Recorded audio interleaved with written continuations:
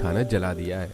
लगता है जले हुए खाने की बदबू कुछ ज्यादा है। तभी तो बालचंद्र जी, दोनों बेटे नीतीश और विक्की, उनकी बड़ी बहू अंबिका और सास विद्या घर के बाहर खड़े घर के अंदर से धुआं बाहर निकलने का इंतजार कर रहे हैं। ससुर जी, आप चिमनी लगवा ही लो। आखिर कब तक हम सब ऐसे ही देवरानी जी के जले हुए खाने की बदबू से परेशान होकर घर से बाहर निकलकर खड़े होते रहेंगे। अब जले हुए खाने की बदबू सच में बहुत ज्यादा आ रही थी। तभी तो उनके पड़ोसी रोशनी और संजय जी भी अपने घर की बालकनी में खड़े हैं, वो भी गैस मास्क लगाए हुए। अरे आज तुम्हारी छोटी बहू ने क्या जला दिया बालचंद्र जी? अरे आज मेरी छोटी बहू ने फिश करी जला दी है। अच्छा, तभी मैं सोचूं कि आज जले हुए खाने की बदबू इतनी ज्यादा क्यों है। तभी रोशनी जी और संजय जी के गैस मास्क लगाए देखकर बालचंद्र, अरे तुम दोनों ने मास्क क्यों लगाए हुए हैं? अरे बहू के परफेक्ट खाने की खुशबू यहाँ खींच लाई। क्या करें यार, तुम्हारी छोटी बहू के जले खाने की खुशबू हमें दूर करती है और बड़ी बहू के परफेक्ट खाने की खुशबू खींच लाती है। अब किचन से स्टफ्ड मशरूम प्लेट में परफेक्ट सजाकर अंबिका हॉल में लाकर सब लोगों को सर्व करती है, सभी स्टफ्ड मशरूम खाकर। अरे ये होती है परफेक्ट खाने की खुशबू और स्वाद। तभी स्वाति की तरफ देखकर रोशनी जी, छोटी बहू, तुम भी पहले ऐसा खाना बनाती थी, फिर ना जाने क्या हुआ तुम्हें। मैं खुद नहीं जानती चाची जी। पूरी प्लेट स्टफ्ड मशरूम चट कर जाने के बाद संजय, भाई वाह, मेरा नाश्ता तो हो गया, अब मैं और नहीं खा सकता।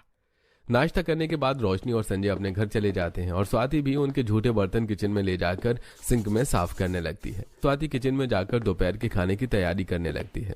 गैस स्टोव में रखे कुकर को देखकर स्वाति, आज चाहे जो हो जाए खाना जलने नहीं दूंगी। मैं यहीं खड़ी हूँ, एक सेकंड भी नजर कुकर से नहीं हटाऊंगी। तभी किचन में उसकी जिठानी अंबिका आती है। देवरानी जी, तुम यहाँ कुकर को घूर रही हो और तुम्हारे कमरे से पानी हॉल तक बह कर आ गया है। तुमने अपने बाथरूम का नल खुला छोड़ दिया था क्या? मैंने तो नल अच्छे से बंद किया था। अब सोचती हुई स्वाति किचन से अपने रूम से अटैच्ड बाथरूम में जाकर देखती है कि उसके बाथरूम का नल टूटा हुआ है। वो नल का मुंह कपड़े से बंद करके अपने कमरे और हॉल के फर्श का पानी साफ करने लगती है। वहीं हॉल में बैठे उसके सास ससुर उसे देखकर, ये छोटी बहू इस समय किचन में ना होकर हॉल में पोछा क्यों लगा रही है? स्वाति पानी पोंछकर किचन वापस जा पाती, उसके पहले चावल जल चुका था और उसकी बदबू पूरे हॉल तक फैल चुकी थी। साथ में पोछा पकड़े स्वाति, एक बार फिर से नहीं। स्वाति भागकर किचन में जाती है और कुकर से काला धुआं निकलता देखकर, चावल तो जल गया, अब मैं क्या करूं? पास ही खड़ी कटोरी की दाल के ऊपर धनिया पत्ती डाल रही उसकी जिठानी। अब कुछ नहीं कर सकते हैं, तुम्हारे जले हुए चावल और मेरी परफेक्ट दाल ही सब लोगों को सर्व करनी होगी। जब स्वाति किचन में नहीं थी तब अंबिका ने दाल बना ली थी। दोनों देवरानी जिठानी मिलकर दाल चावल डाइनिंग हॉल में बैठे अपने सास ससुर को सर्व करती हैं। जले चावल की आ रही बदबू सूंघकर विद्या, छोटी बहू, चावल से तो बदबू आ रही है। अरे खाना बनाते वक्त तुम दूसरा काम क्यों करती हो बहू? छोटी बहू, अपनी लापरवाही की वजह से हर बार हमें जला खाना खिलाती हो, ना सिर्फ जला बल्कि बदबूदार भी। आखिर कब तक तुम अपनी जिठानी के परफेक्ट खाने की तरह हमें स्वादिष्ट खाना बनाकर खिलाओगी? ये देखो, ऐसा होता है परफेक्ट खाना और उसकी खुशबू। स्वाति खामोश खड़ी अपने सास ससुर की बातें सुनती रहती है। तभी, आप चिंता मत करिए माँ जी, मैं जब तक हूँ तब तक आप सभी को परफेक्ट खाना खिलाती रहूंगी। अभी तो हम ये बदबूदार खाना नहीं खा सकते हैं बहू। बस इतनी सी बात, आप थोड़ा इंतजार करिए, मैं अभी आई। इतना बोलकर अंबिका किचन में जाती है और फ्रिज के ऊपर रखी कुक बुक और स्टॉप वॉच उठाकर कुक बुक खोलकर और स्टॉप वॉच देखकर, आज बनेगा पनीर टिक्का मसाला और मसाला पाव भाजी, वो भी परफेक्ट।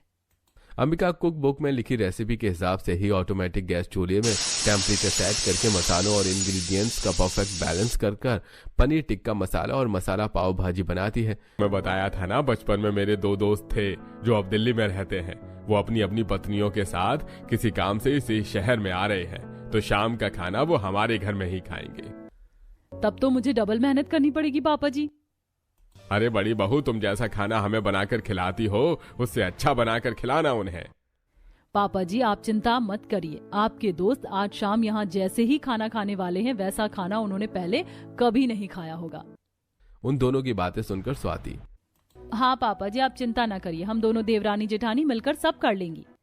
अपनी छोटी बहू की बात सुनकर विंध्या जी, बहू, मैं तुम्हें अंतिम चेतावनी दे रही हूँ, अगर आज खाना जल गया ना तो मैं तुम्हें घर से निकाल दूंगी। या तो तुम घर से निकलना या तो अच्छा खाना बनाना।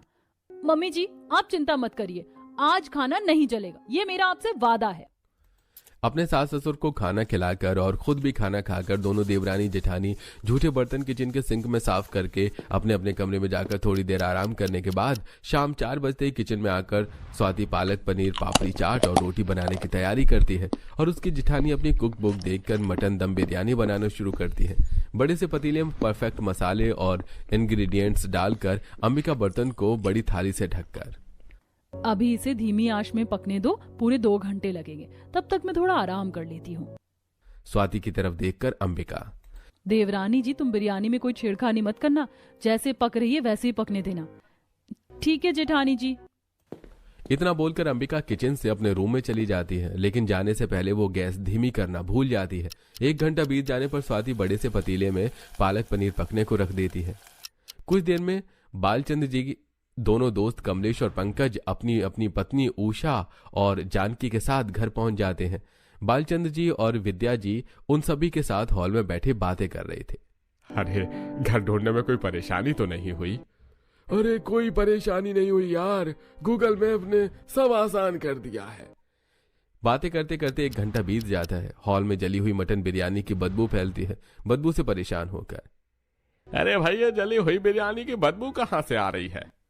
छोटी बहू मैंने तुझे समझाया था लेकिन तू नहीं समझी, आज तो तेरी खैर नहीं। अरे शायद पड़ोसियों के खाना जल गया होगा। अरे ओ मैं समझा था कि तेरी बहुओं ने खाना जला दिया। तेरी बहुओं को कितनी देर और लगेगी खाना बनाने में, बहुत भूख लगी है यार। अरे बस थोड़ा सा सब्र और कर ले, दोनों बहुएं खाना लेकर आती ही होंगी। जली बिरयानी की बदबू अंबिका के कमरे तक भी जाती है, जिसे सूंघकर वो भागी भागी किचन में पहुंचती है और देखती है कि पतीले से निकलता हुआ बदबूदार धुआं। ये क्या, ये तो बहुत बड़ी गड़बड़ हो गई। अब मैं क्या करूं? हॉल में पापा जी और उनके दोस्त मेरे परफेक्ट खाने का इंतजार कर रहे हैं। जली हुई बिरयानी से मेरी बेइज्जती हो जाएगी। अब देवरानी जी ही मुझे बचा सकती हैं। देवरानी जी मेरा एक काम करोगी? बताइए जेठानी जी। मेरे कमरे में जाकर मेरी लिपस्टिक ला दो। जेठानी जी किचन में आपको लिपस्टिक क्यों चाहिए? अपने होठ दिखाकर, देखो ना मेरी लिपस्टिक खराब हो गई और खाना भी लगभग तैयार ही है। मैं ऐसे सब लोगों के सामने जाकर खाना सर्व करूंगी तो अच्छा थोड़ी ना लगेगा। ठीक है मैं जाती हूँ। स्वाति जैसे ही किचन से बाहर जाती है, अंबिका अपनी बनाई बिरयानी को पहले दूसरे बर्तन में पलटती है, फिर स्वाति के बनाए पालक पनीर को अपने पतीले में और बिरयानी को पालक पनीर वाले पतीले में पलटकर उसे ढककर जैसे का तैसा रख देती है। जब तक स्वाति लिपस्टिक लेकर आती है तब तक अंबिका पालक पनीर लेकर डाइनिंग हॉल में पहुंच चुकी थी। ये जेठानी जी भी ना लिपस्टिक मंगवाई और बिना लगाई ही डाइनिंग हॉल में सबके सामने चली गई। अब स्वाति भी अपना बनाया खाना लेकर डाइनिंग हॉल में जाती है। उसके पहुंचने से पहले उसकी जेठानी अंबिका ने पालक पनीर सबको सर्व कर दिया था। जैसे ही स्वाति पतीले से ढक्कन हटाती है, मटन बिरयानी की जली हुई बदबू से सब लोग नाक पर हाथ रख लेते हैं। अरे ये क्या बालचंद, खाना तेरी छोटी बहू से जलाया और इल्जाम तू पड़ोसी पर लगा रहा था। हमारी भी बहुएं हैं, उनसे भी कई बार गलती होती है, लेकिन हम उनकी गलती ऐसे छुपाते नहीं हैं, बल्कि बताते हैं ताकि वो अपनी गलतियां सुधार सके। चाचा जी मेरी देवरानी जी थोड़ी सी नादान है, हमेशा खाना जला देती हैं। आप ये पालक पनीर खाइए ना, मैंने एकदम परफेक्ट बनाई है। तभी पालक पनीर की खुशबू सूंघकर उषा, पालक पनीर की खुशबू सूंघकर जले हुए खाने की बदबू से राहत मिली। अब सभी लोग पालक पनीर खाते हैं। ये पालक पनीर तो बहुत टेस्टी बनाया। ऐसा पालक पनीर बहुत ही कम खाने को मिलता है। पालक पनीर आपको पसंद है? ये जानकर मुझे खुशी हुई। ये पालक पनीर तो मैंने बनाया था, तो जेठानी जी इसे अपना क्यों बता रही है? लगता है तुम्हें भूलने की बीमारी हो गई है। देवरानी जी तुम्हें याद नहीं है क्या, मैं पालक पनीर बना रही थी और तुम बिरयानी। पतीला दिखाकर, देखो ये बर्तन भी वही है जिसमें मैंने पालक पनीर बनाया था। बर्तन तो आपका है लेकिन पालक पनीर तो बना हुआ मेरा है। अभी तुम दोनों चुप रहो। सभी खाना खाने के बाद, बालचंद तुम्हारी जो छोटी बहू है ना, उसे समझाओ, खाना भी अच्छा नहीं बनाती और झूठ भी बोलती है। बड़ी बहू तुम्हारे हाथ का बना पालक पनीर बहुत टेस्टी था। ऐसे ही खाना बनाती रहना और कुछ अपनी देवरानी को भी सिखा देना। अरे बालचंद अब हम चलते हैं, हमारी ट्रेन का टाइम हो रहा है। हाँ ठीक है दोस्तों, लेकिन आते रहना। हाँ हाँ बिल्कुल। इतना बोलकर वो सभी वहां से दिल्ली जाने के लिए निकल जाते हैं। उन चारों के जाने के बाद नीतीश और विक्की भी ऑफिस से घर आ चुके थे। तभी अपना गुस्सा दबाए बैठे विद्या जी फट पड़ती हैं। छोटी बहू, मैंने क्या कहा था तुझसे? खाना अच्छे से बनाना, नहीं तो घर से निकल जाना। लेकिन फिर भी तूने मेरी बात अनसुनी कर दी। अब बता मैं तेरा क्या करूं? मम्मी जी मुझसे गलती हो गई, मुझे माफ कर दो। मैंने जानबूझकर नहीं किया। जहाँ तक मुझे याद है कि मैंने तो पालक पनीर ही बनाया था। अच्छा, अब तू झूठ भी बोलने लगी। तुझे क्या लगता है तेरी जेठानी ने पालक पनीर और अपनी जली बिरयानी से बदल दिया होगा? तुझे पता भी है वो परफेक्ट खाना बनाती है, उसे ऐसा करने की जरूरत नहीं है। देवरानी जी, तुम्हारे कहने का मतलब क्या है? तुम कहना चाहती हो कि मैंने पालक पनीर अपनी बिरयानी से बदल दिया? स्वाति समझ चुकी थी कि उसकी जेठानी ने अपनी गलती का इल्जाम उस पर लगा दिया है, लेकिन उसके पास अपनी बेगुनाही का सबूत नहीं था। तो वो खामोश खड़ी अपनी सास और जेठानी की बातें सुनती रही। अब तो तू एक काम कर, अपना बोरिया बिस्तर बांध और घर से निकल जा। मम्मी जी, इतनी सी गलती के लिए देवरानी जी को इतनी बड़ी सजा मत दो। आखिर वो भी तो आप ही की बहू हैं। वो अच्छा खाना नहीं बना पाती तो क्या हुआ? देखा, जिस जेठानी पर तू इल्जाम लगा रही वही जेठानी तेरे सपोर्ट में खड़ी है। बहुत देर से उन तीनों की बातें खामोशी से सुनने के बाद बालचंद्र जी, अरे ये क्या तमाशा लगा रखा है तुम तीनों ने? छोटी बहू, तुम अपने कमरे में जाओ। अपने ससुर के कहने पर स्वाति अपने कमरे में जाकर बेड पर लेटकर सोचने लगती है। मुझे अच्छी तरह याद है मैंने पालक पनीर ही बनाया था, तो जेठानी जी ने झूठ क्यों बोला? और जिस दिन से जेठानी जी का बनाया खाना जला था, उसके बाद से मेरा बनाया खाना कैसे जलने लगा? कहीं वही तो मेरे जले खाने के पीछे की वजह नहीं है? तभी वहां उसका पति विक्की आता है। स्वाति, मैं तो तंग आ गया हूं यार तुम्हारे रोज रोज खाना जलाने से। न सिर्फ मैं बल्कि सभी घर वाले भी। तुम कब सुधरोगी? स्वाति विक्की की बात का जवाब दिए बिना ही सो जाती है। अगली सुबह स्वाति किचन में जाकर पतीले में पानी रखकर पतीला गैस पर रखकर किचन से बाहर आ जाती है। उसके कुछ देर बाद उसकी जेठानी अंबिका किचन में आकर हमेशा की तरह कुक बुक और स्टॉप वॉच की मदद से परफेक्ट नाश्ते के लिए रसम बना रही थी। तभी उसकी सहेली का फोन आता है और वो बात करते करते किचन से बालकनी की तरफ चली जाती है। अब 10 मिनट में रसम जल जाता है। उसकी बदबू हॉल में बैठे उसके सास ससुर के पास तक पहुंच जाती है। अब तो बस आखिरी इच्छा यही है, भगवान मरने से पहले हम छोटी बहू के हाथ के बने खाने की खुशबू सूंघ सकें। जले खाने की बदबू बालकनी में अंबिका के पास भी जाती है। बदबू सूंघकर अंबिका भागकर किचन में आकर देखती है कि उसकी बनाई रसम जल चुकी है। अरे यार, आज फिर से गड़बड़ हो गई। अब एक बार फिर मेरी बेचारी देवरानी मेरी गलती की सजा भुगतेगी। गैस पर रखे पतीले में क्या है क्या नहीं ये देखे बिना ही अंबिका उसमें अपनी बनाई जली हुई रसम पलट ही रही होती है कि तभी छुपकर उसे वो सब करता देख रही स्वाति उसके सामने आकर, जेठानी जी, मैंने आपकी बात सुनी और ये भी देख रही हूँ। आप ऐसा क्यों कर रही हैं मेरे साथ? मैंने क्या किया तुम्हारे साथ? आप जिस बर्तन में रसम पलट रही हैं, शायद आपने उसके अंदर देखा नहीं। मैंने सिर्फ पानी उबलने को रखा था। अच्छा, तो तुम मुझसे चालाकी करोगी? अब आपकी चोरी पकड़ी गई है तो बताओ आप मेरे साथ ऐसा क्यों कर रही हो? मेरी चोरी पकड़ी ही गई है तो सुनो फिर। तुम्हारे आने से पहले सब लोग मेरे परफेक्ट खाने की तारीफ किया करते थे, लेकिन तुम्हारे आने के बाद सब बदल गए। सबने तुम्हारे बनाए खाने की तारीफ करना शुरू कर दी थी। इसमें गलत क्या है? जो अच्छा है उसकी तारीफ तो होगी ही। गलत क्यों नहीं है?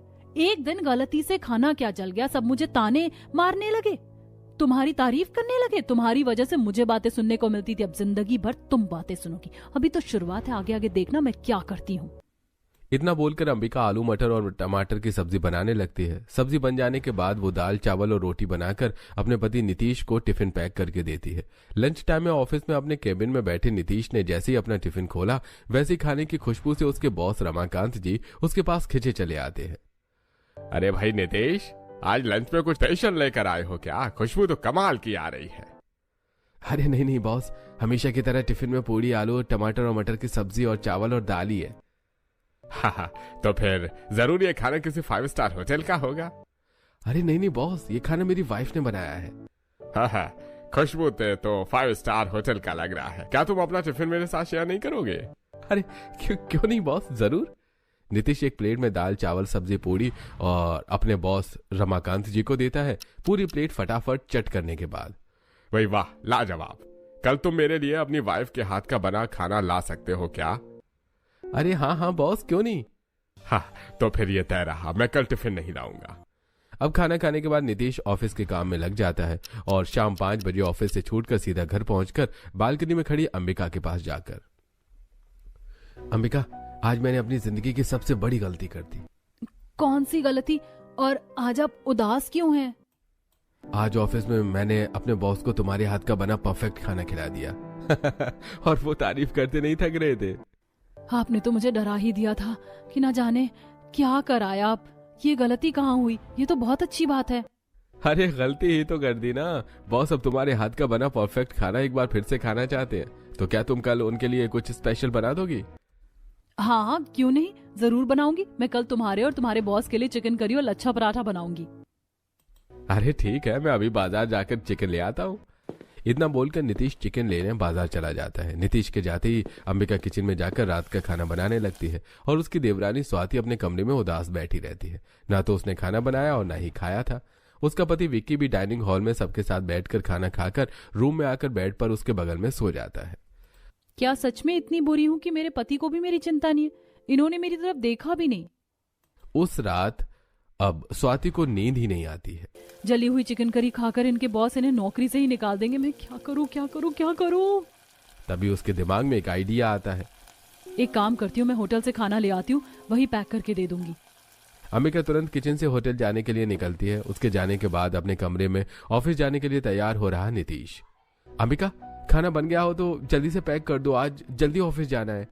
किचन में खड़ी स्वाति अपने जेठ की बात सुनकर, अभी तक तो जेठानी जी खाना लेकर आई नहीं। अगर जेठ जी ये जला खाना ऑफिस ले गए तो उनकी बदनामी होगी। एक काम करती हूँ, अपना बनाया गाजर का हलवा टिफिन में रखकर दे देती हूँ। भले ही स्वाति की फिक्र किसी को नहीं थी, लेकिन वो सबके बारे में सोचती थी। स्वाति फटाफट टिफिन में गाजर का हलवा पैक कर देती है। तब तक उसका जेठ भी किचन में आ चुका था, कढ़ाई में जली हुई चिकन करी देखकर। अरे तुम नहीं सुधर सकती, ताना मारकर नीतीश टिफिन लेकर ऑफिस के लिए निकल जाता है। उसके जाने के बाद अंबिका होटल से खाना लेकर किचन में आती है। जेठ जी टिफिन लेकर ऑफिस चले गए हैं। अब क्या होगा? मेरी वजह से इनकी नौकरी चली जाएगी। हे भगवान, बचा लेना इनकी नौकरी। पूरा दिन अंबिका परेशान रहती है। उसे ना तो किचन में चैन मिलता है, ना ही आंगन में, ना ही बालकनी में और ना ही अपने रूम में। पति की नौकरी की चिंता में अंबिका ने सुबह से शाम तक खाना भी नहीं खाया था। शाम के समय परेशान अंबिका हॉल में इधर से उधर चहलकदमी करते हुए अपने पति के घर आने का इंतजार कर रही थी। हॉल में बैठे उसके सास ससुर उसे देखकर समझ गए थे कि वो परेशान है। अरे बहू, क्या हुआ? क्यों तुम परेशान हो? अंबिका ने जैसे उनकी बात सुनी ही नहीं, लेकिन पास ही खड़ी स्वाति सब समझ रही थी वो परेशान क्यों है। कुछ ही देर में नीतीश और विक्की एक साथ ऑफिस से घर आते हैं। नीतीश जैसे ही हॉल में पहुंचता है उसके पास जाकर अंबिका, मुझे माफ कर दो, मुझसे गलती हो गई। आज के बाद ऐसा नहीं होगा। मैं ध्यान रखूंगी। मैं हमेशा की तरह परफेक्ट खाना बनाऊंगी। क्या हुआ? तुम ये क्या बोल रही हो? तुमने अच्छा खाना तो बनाया था। बॉस ने तुम्हारे हाथ का बना गाजर का हलवा खाकर न सिर्फ मेरी तारीफ की बल्कि प्रमोशन भी दिया। गाजर का हलवा? मैंने तो चिकन करी बनाई थी। हाँ, तुमने गाजर का हलवा ही तो बनाया था ना। क्या तुम भी अपनी देवरानी की तरह भूलने लगी हो? गाजर का हलवा नहीं, मैं तो चिकन करी बना रही थी जो जल गई